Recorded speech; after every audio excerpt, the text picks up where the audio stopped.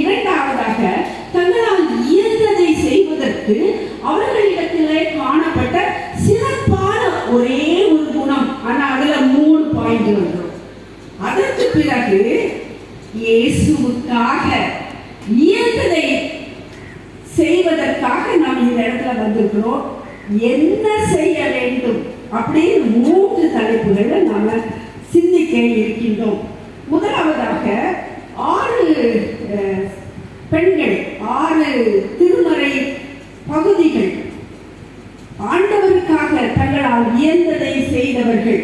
முதலாவது பெண் ஆதியாகமம் 24வது அதிகாரம் 10 முதல் 21 வசனங்களில் சொல்லப்பட்டிருக்கின்ற ரெபெக்காள். யாரு? ஈசாக்கு மனைவி. அந்த காரியம் நமக்கு தெரியும். ஆபிரகாம் தன்னுடைய மகன் ஈசாக்குக்கு பெண் கொள்ளுவதற்காக தன்னுடைய முதிர் வயதான ஒரு ஊழியக்காரனை ஆபிரகாம் தன்னுடைய சொந்த தேசத்திற்கு அனுப்புகிறான்.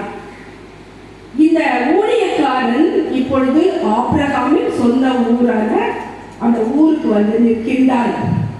வந்து நிற்கும் போது அவனுக்கு ஒரு திகைப்பு. வரும் வழியிலே ஆண்டவரிடத்திலே சொல்லுகின்றான், ஆண்டவரே, நான் இந்த இடத்தில் எப்படி ஒரு பெண்ணை கண்டு கொள்வது? நான் மனதிலே ஒரு அடையாளத்தை நினைக்கின்றேன், அதன்படி எனக்கு நீ வழிகாட்டும் என்று சொல்லி வந்து நிற்கின்றார். வந்து ஒரு துறவண்டையிலே வந்து நிற்கின்றார். அவன் கேட்டது, ஆண்டவரே, நான் ஒரு பெண்ணிடம் தண்ணீர் கேட்பேன், எந்த பெண் எனக்கு குடிக்க தண்ணீர் கொடுத்து என் ஒட்டகங்களுக்கும் தண்ணீர் வார்ப்பாளோ அவளே என் எஜமானருக்கு மனைவி. இப்பொழுது இவன் வந்து துறவண்டையிலே நிற்கிறார்.